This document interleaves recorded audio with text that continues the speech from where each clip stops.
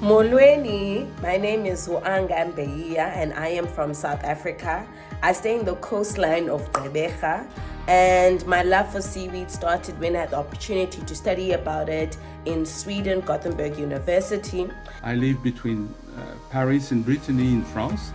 Brittany is the west coast of France and probably the most complete seaweed ecosystem in the country.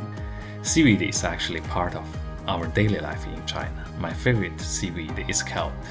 I am a seaweed ambassador for an organization called Safe Seaweed Coalition. The coalition is a partnership that supports the safe and sustainable scaling up of the global seaweed industry.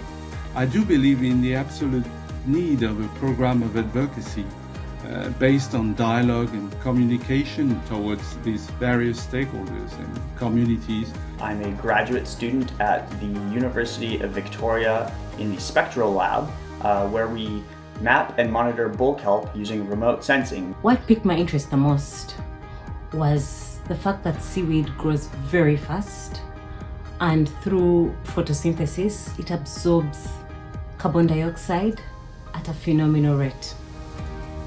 Now, this process, also known as carbon sequestration, could be our answer to global warming and to mitigating the effects of climate change. And again, we want to move this industry forward. I really think seaweed has the potential to not just help our ecosystems and biodiversities in the ocean, but also to help the communities along these coastlines. I'm really hoping that seaweed can provide quality, sustainable jobs. I've discovered a special formula to transform seaweed into a pliable material to create fashion and home decor products. I like to draw parallels between land-based agricultural systems that I'm familiar with and the seaweed industry that's developing and growing. So I think it's really important that we have a lot of people talking and thinking about kelp, how to monitor it, how to restore it, and just really recognizing the importance of our kelp forest. Well, I kind of came up with the saying, whatever the question is, seaweed is the answer, and that's not exaggerating. From food to biofuels to bioplastic to biofiber. And I eat it, I dry it, and I put it in all my dishes. I love to tell others about seaweed because it holds so much promise to support our global food systems and sustainability more broadly. My advice to anyone wanting to know about seaweed is get involved, be a part of it, be a part of this amazing industry. Because of all this and more, I'm driven to spread the word about the multifaceted treasure trove that seaweed is. It's a powerhouse that can contribute significantly to many of the United Nations Sustainable Development Goals. I hope you will learn more of seaweed during Seaweed Days. And I hope you'll join me in the seaweed revolution.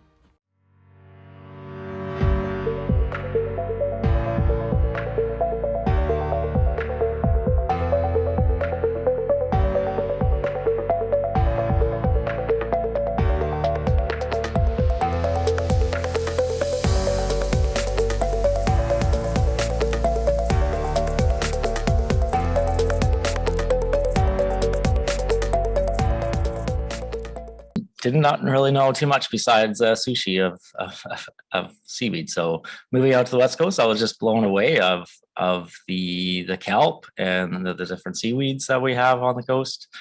Souk's really abundant, has a really nice clean, cold running water. So really ideal for the seaweeds to grow. Great diversity, but yeah, just I've had some friends and mentors that show me some simple things to do with seaweeds, and the one seaweed that really pulled me in was the bull kelp, which I'll be talking about today. And it just endless play and fun in the kitchen and on the beach. And continuing to explore with the bull kelp, the endless possibilities. So I'm going to be starting a video here. It's about 30 minutes. And then, yeah, we could do a little Q&A after. But let's get the show started.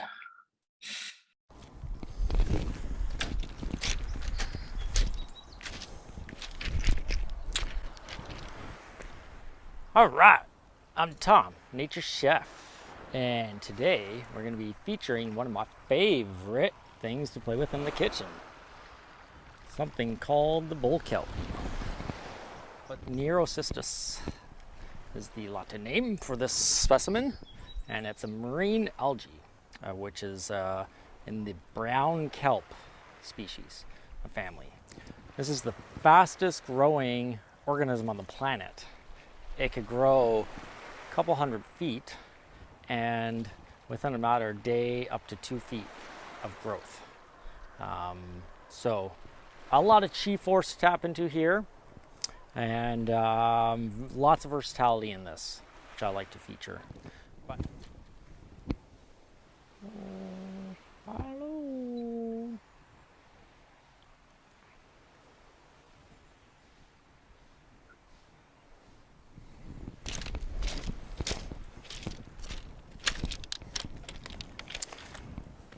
Standing at one of my favorite beaches, Ella Beach, down in Sauk Nation. And this is where I actually settled about 10 years ago. And something lured me to the West Coast, maybe they call it the wild, let's say. So all along the coast, from California to Alaska, you actually have a kelp forest.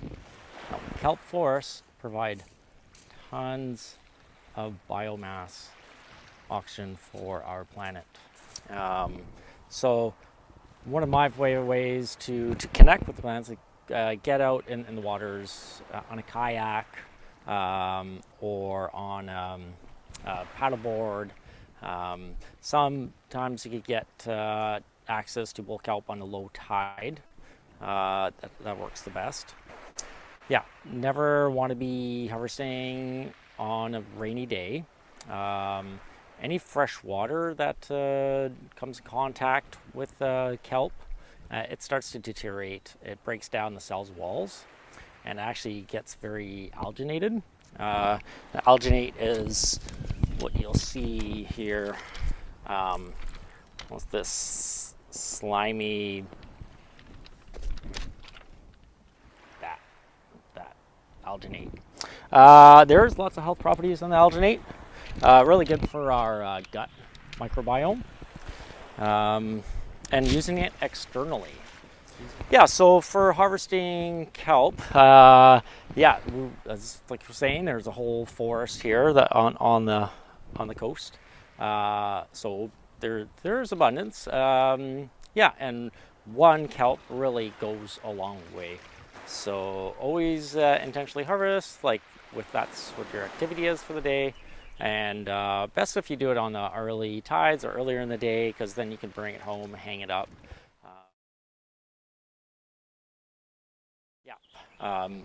Also, like on a wind day, like when you have a strong wind that comes through, and it will actually wash up a lot of kelp that you could harvest that way.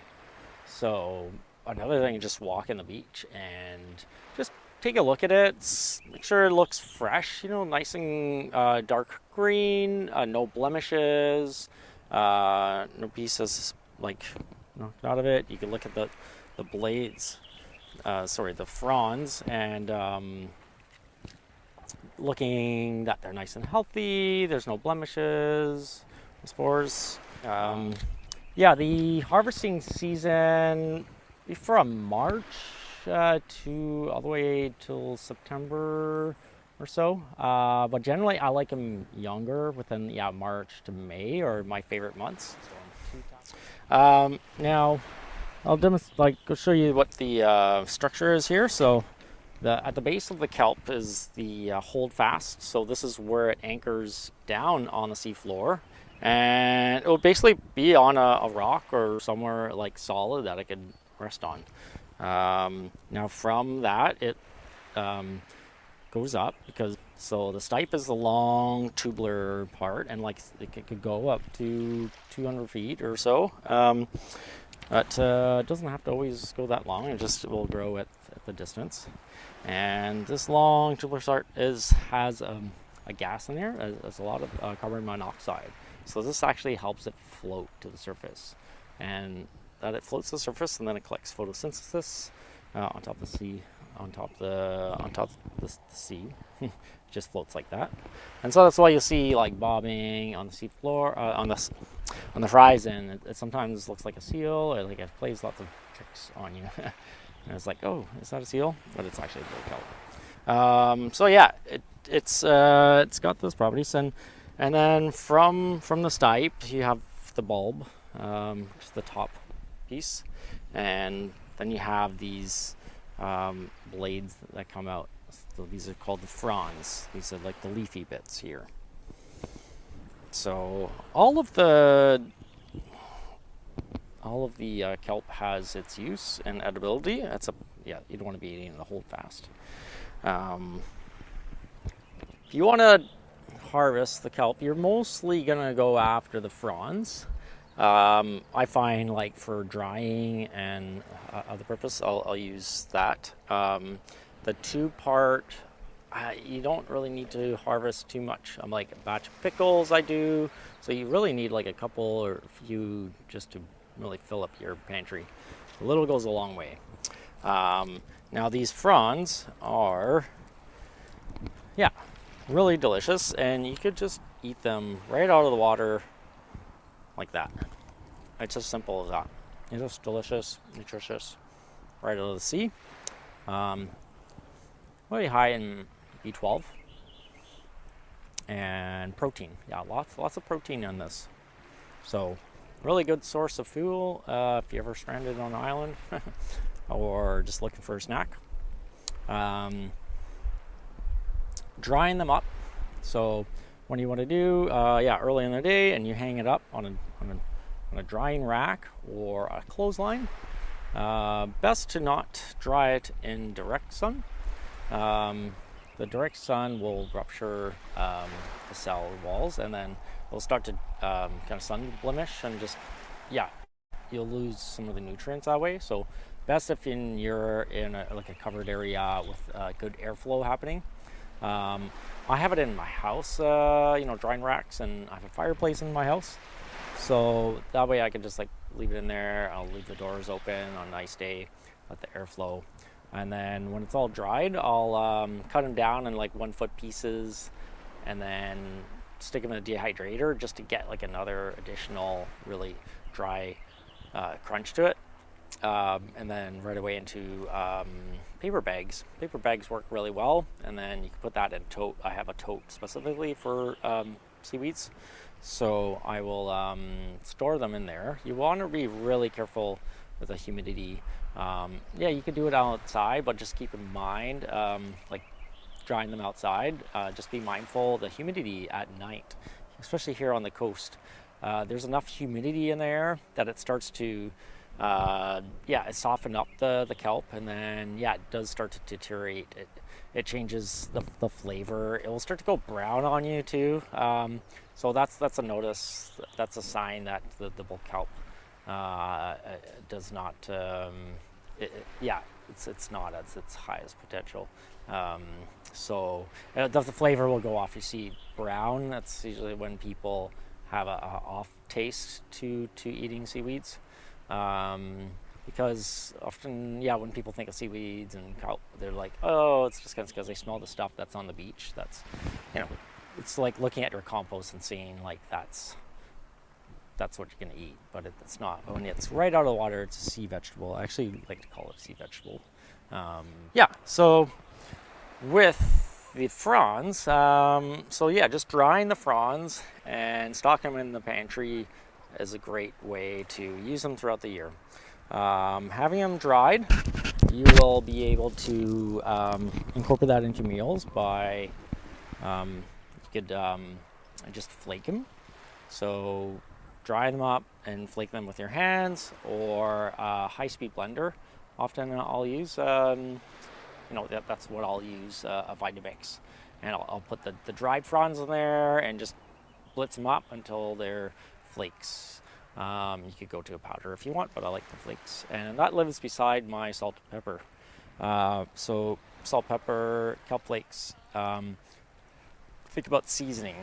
Seasoning, right?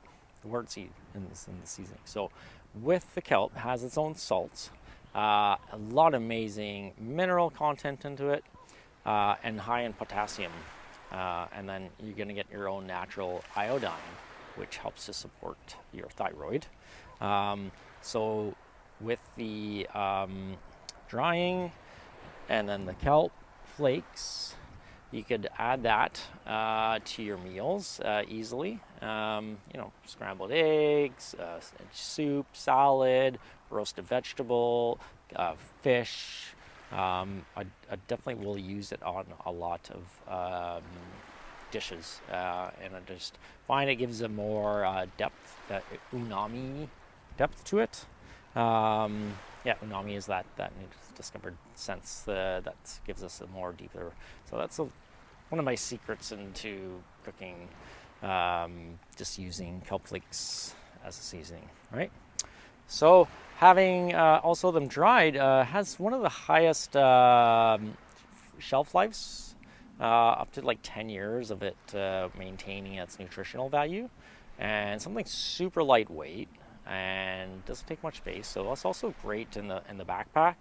If you're out hiking, it's a great way to keep fueled up, just having the dried fronds in your pack, or seasoning your meals camping.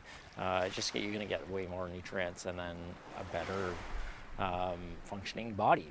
It's going to be vibrant and energetic. So from this dipe, so we've got the fronds, and yeah, like I said, I'll just cut one here, and you got one frond, and then this could continue growing, right? So you don't need to ever start much. And yeah, from one frond, I'll just like go through it always and make sure we've got a good length here.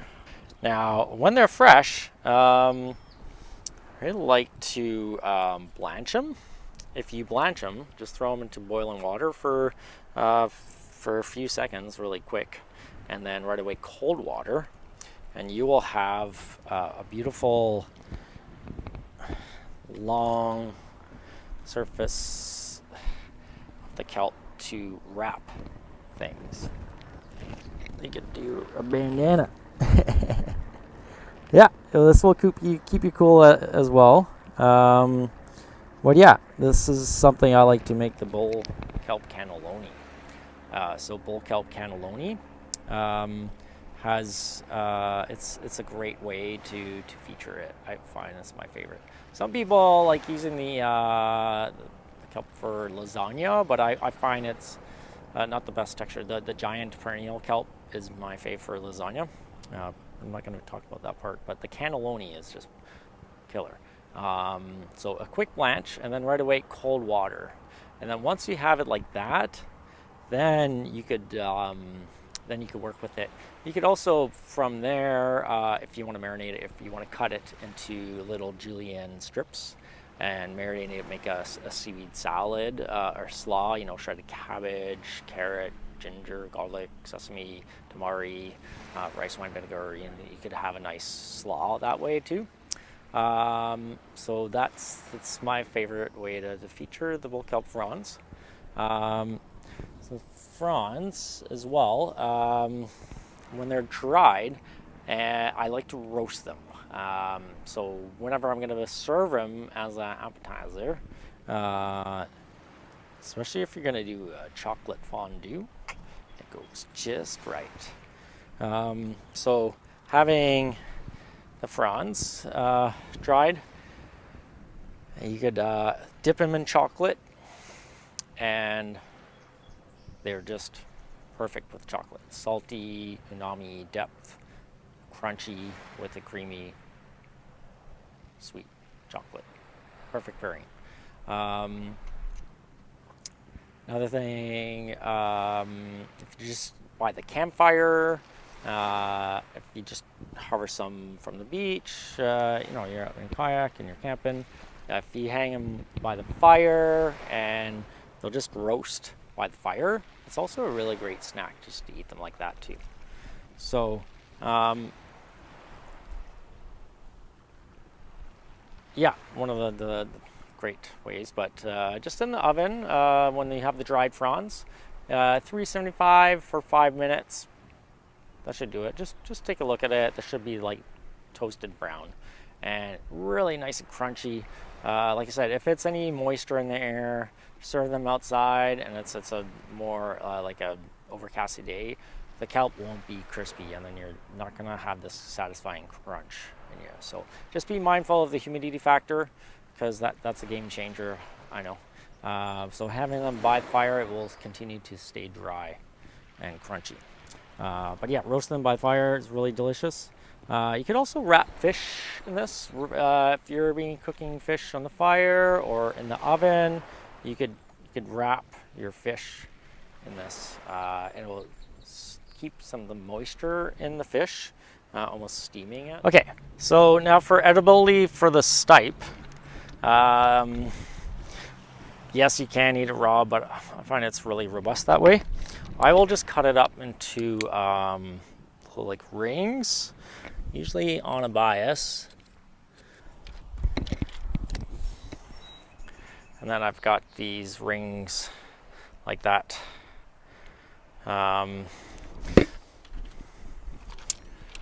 So things that I would use the stipe for. One is to blanch it. You would cut it and then into the pieces that I show you, and then blanching it. So quick, boiling water, 30 seconds a minute, and then right away cold water. And you'll notice it gets really bright then. Now once you have it like that, then you can really add it to anything. As simple as stir frying or sauteing, adding into soups and chowders. Also making bull kelp salsa is primal. So bull kelp salsa, because it's kind of like the green pepper in it, but it's also very alkaline. So it's going to add in a nice balance to the salsa, since it being more acidic tomatoes. So really balances that out. And I'll always make cans throughout the year for that. But bull kelp pickles is probably like the most common traditional recipe that I came across. So just a quick pickle, and vinegar, sugar, just a little bit of sugar, salt, and your pickling spices. And yeah, you want to do the blanch thing before they go in the cans, and then put your hot brine on that, and then you could can them. You could also not need to like fully can them. You could just do a quick pickle and put them in the fridge overnight, a couple nights, and they'll get better over a few nights, but they'll last several weeks that way as a quick pickle. Once you have pickled bull kelp, you could chop it up and add that and make bull kelp tartar sauce. It's phenomenal. If you're gonna do some grilled salmon, some good aioli, and then some chopped up bull kelp pickles, a little chopped up onion in there, fresh dill, and you got yourself an amazing condiment for grilled salmon. I've also used the stipe to steam fish or prawns. You want to stuff it with prawns, and then you can steam inside the kelp just on the fire, and that allows the steam to cook the prawns. A really good way to utilize the kelp. All right, so we've got the kelp harvested, and we're cutting it into about foot-long pieces. And I go for the more, about like 3-inch wide. I'm like, depending on the size of the cannelloni you like, but right now the kelp, it's nice, perfect. So about that size. And notice a little bit of the alginate, which will go away when we blanch it. Okay, so I got the pot of water boiling, just straight plain water, and the kelp's gonna go in. These are the prawns right inside, and give it a little stir around just so that they're nice and evenly. And take a look here. See how they're like already changed color? See, they're like bright green. Well, Just a quick blanch here. What's that, like 30 seconds maybe? And then right away in cold water. Drain. And then run some water.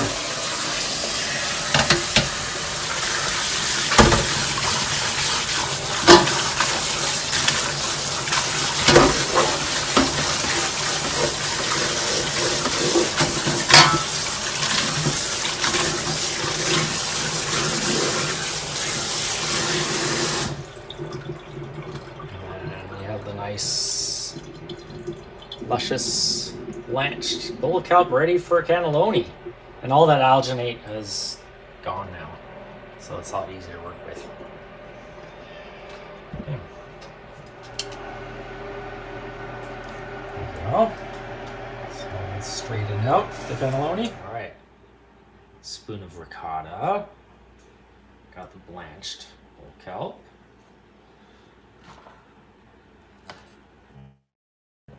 Basically plop it down in the bottom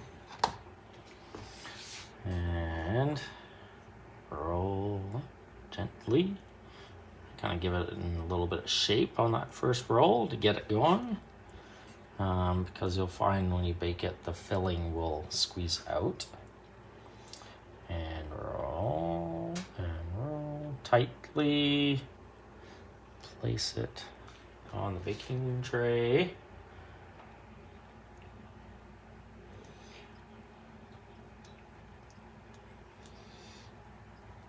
Yeah, and we'll bake 375, probably about 20 minutes.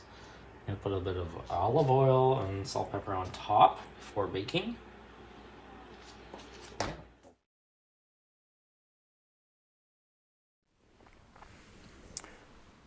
Few different ways that I will cut the bull kelp. So we got the rings that I would use for pickles, diced. So if you're gonna make relish or salsa or add to chowders or soups, cut them like that. And then a little kind of crescent moon shape, cutting the stipe. When the stipe gets thick, then I'll cut it in half instead of tubes like that. I'll cut it like that. Always on a little bit of a bias. I like that. This would be like for stir fry. You could also pickle them like that. Yeah. So I want to show you a few of the things that I always have in my pantry. I got some kelp flakes there. That lives beside my salt and pepper. I got some bulk kelp relish. That's really good. Got the bulk kelp pickles here. And this is a kimchi that I made. We actually made it at a workshop, but it's got some kelp in there as well. Chilies and ginger. It's really nice, tasty. Some bok choy. April 10th. And got my dried kelp prawns here. Those are, yeah, really nice, tasty snack. And then you could roast those up when you want to eat them, or flake them, but that's how I store it in paper bag. The kelp technology that I like to would like to talk about as well. So just like see my wristband there, that it's got amazing cooling properties just on my wrist. But yeah, you could actually dry the stipe of the bulk kelp, and it becomes, I will just see different ones on the beach and ones that have been more washed up for some time and starts to dry, so that you could reconstitute the kelp and make it more pliable, and then you can make your cordage. You could braid it and it'll become stronger. The first people, the coastal people out here use it as a fishing line.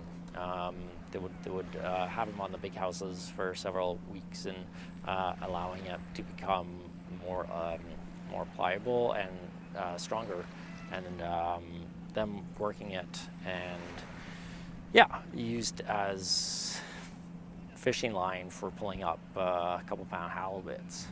So really strong material.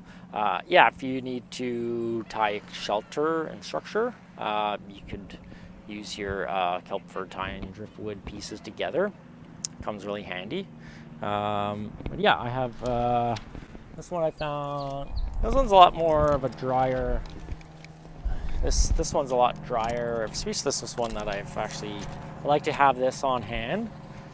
Just the dried kelp, and then I could use this for cordage just by soaking it and rehydrating it, and then you could then use it for tying. And another use, when you see it washed up, and it starts looking a lot more lighter. The lightness comes from the sun bleaching, but it's been on the beach probably for several days, weeks even. And when it's like that, you could turn it into bull kelp baskets. So baskets are something that was traditionally made, and I just love featuring this, especially you make some bull kelp crackers or toasted bull kelp, and you can serve it in the bull kelp. How neat is that? Just be mindful with the water content. You know, if you have this on a rainy day, it's going to get soggy on you. Okay, so don't leave it out in the rain. Be mindful about that.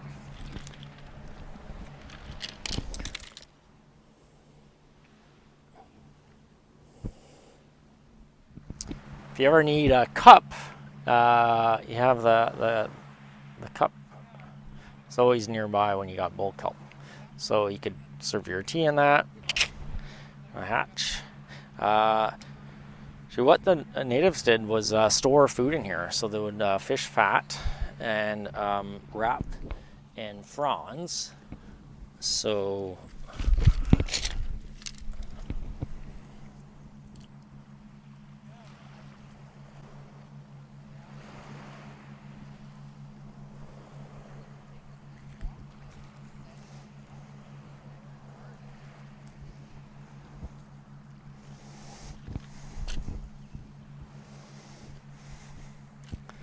something like that. Yeah, and they would store food in there for several weeks or months. And they also trade all along the coast. They would trade their fish oils. And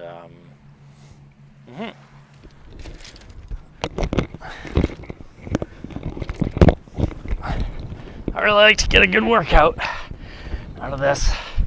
What do? You get the abs right into it. Just really work it.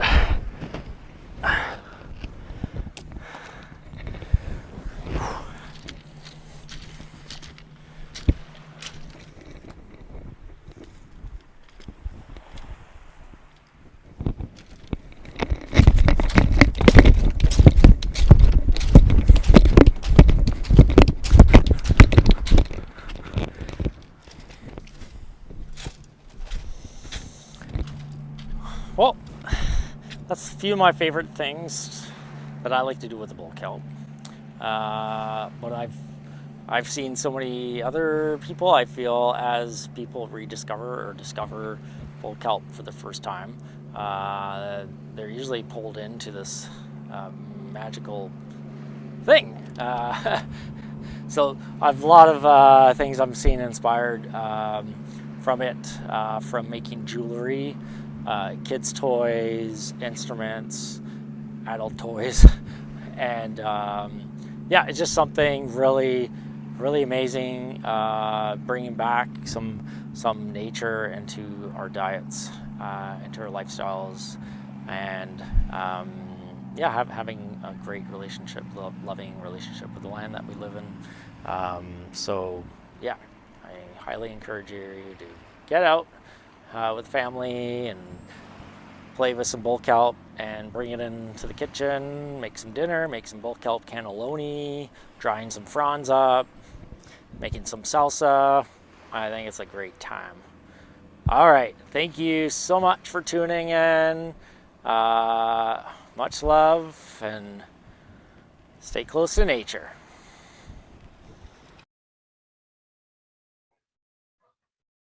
Wow.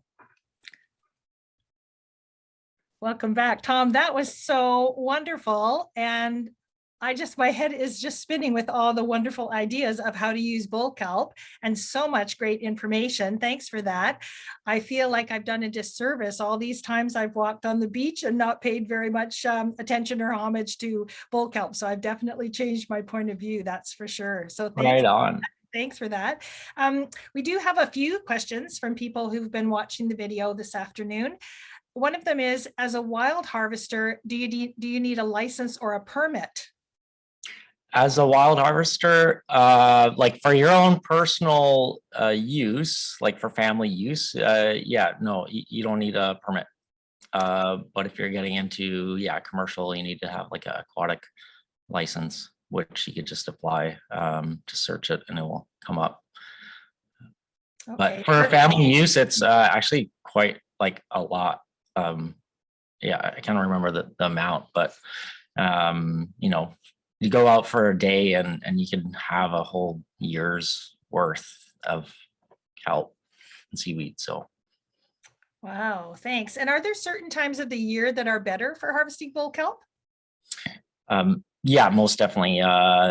Right now it's kind of like prime time. I find like from March, you'll start seeing the little tiny bull kelps. Like if they don't have a strong holdfast and anchor on a wind day, they'll just be like kind of washed up and floating. If I'm kayaking, I'll see them like floating like that.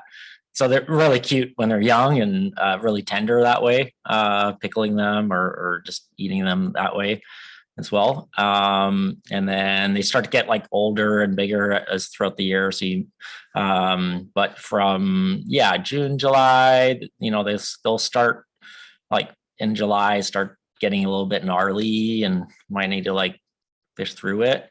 But I would say between like April and May are the best months, and depends on the year too. Like we're having a lot more cooler of a year. I've noticed that the kelp a little different than other years this year. Okay, great. Here's another one. How do you process the kelp before cooking? So between harvesting and blanching? Yeah, so just making sure you're not gonna, like on a rainy day, you just want to like have a bucket is great. You know, have a right out of the water in a bucket, take it home, and then hang it up to dry the fronds. And then if you're going to use the stipe, you cut up the stipe, and like I said, you can blanch them and then incorporate that into your meals or pickling that way. So that's the kind of Okay. And I'm not sure if you already answered this one about rinsing freshwater or salt water, and then how you store. So after the blanching process, I'll rinse it in just cold water from the tap. It's totally fine after that. If you do have a bathtub, if you want to bathe in the kelp, it's really nice and it'll get that alginate, but it's really good for your skin cells, like regenerating your skin cells. And then if you're drying the fronds, you just basically dry them in an area that's like good airflow happening, and no moisture, like limit the moisture content, and then right away in a paper bag until you want to use it. Okay, great. And this sounds like it's from someone who's on the island. Is it okay to pick up the kelp in Sydney also, or is Souk area or the area where you are better? Definitely like finding like a good, that the water is running, like a good current that flows. I just find like if it's stagnant kind of flow, it doesn't do so well, and generally these will be growing where the current is. Any like outflow areas, like if there's any sewage like outflow, I definitely avoid any like these areas. Like in Victoria, I'm not going to be harvesting there. Like Souk, it gets pretty isolated a lot more. Sydney, I don't know, just looking at the health of the kelp and how that looks kind of like speaks to me. If I'm like looking at it, I'll be like, oh, it looks nice and healthy, I'll go for it. Just looking at the water and seeing that it's nice and clear clear cutting, clear running water is a good sign, and it's really detoxifying. So amazing how just like it could remove like toxins from the body. So even if there is like some toxins in the seaweeds or like in the, like it will remove more than it's actually bringing it in. Okay. Here's another one. Will cutting a few fronds from living kelp do it any harm? Nope. Just basically like getting a haircut, like for the kelp. Like I said, there's like those 4 kind of fingers that growing out of the bulb, and then just harvesting one of those, and it will continue doing its thing. And if I'm harvesting the stipe, like even just like cutting it, not the whole hold fast, like pulling the whole thing out, like cutting it, if you're going to use the stipe for that. But yeah, more I'm like harvesting fronds, I find that's yeah. Wonderful. Okay. And I just have a question myself too, because I've walked a lot of beaches out in this area. I live not far from you. And I'm interested in what drew you to bull kelp in terms of cooking or using it in the kitchen. I just have never thought about it. Okay. Yeah, it's just man, I'm like endless. Like there's nothing in the grocery store that really excites me. Like, you know, the average, you know, you have peppers and cauliflower and all that, which we're all very familiar with, but I really just like fascinated with the endless possibilities and just like seeing it, it's an edible vegetable, basically, like seeing it like that. And then I don't know, I get really stoked about things I haven't used yet, or like it's like, why isn't anyone else eating this stuff? It's like, this is like amazing. It tastes great. It's abundant. It's good for us too. So I was like, why not use it?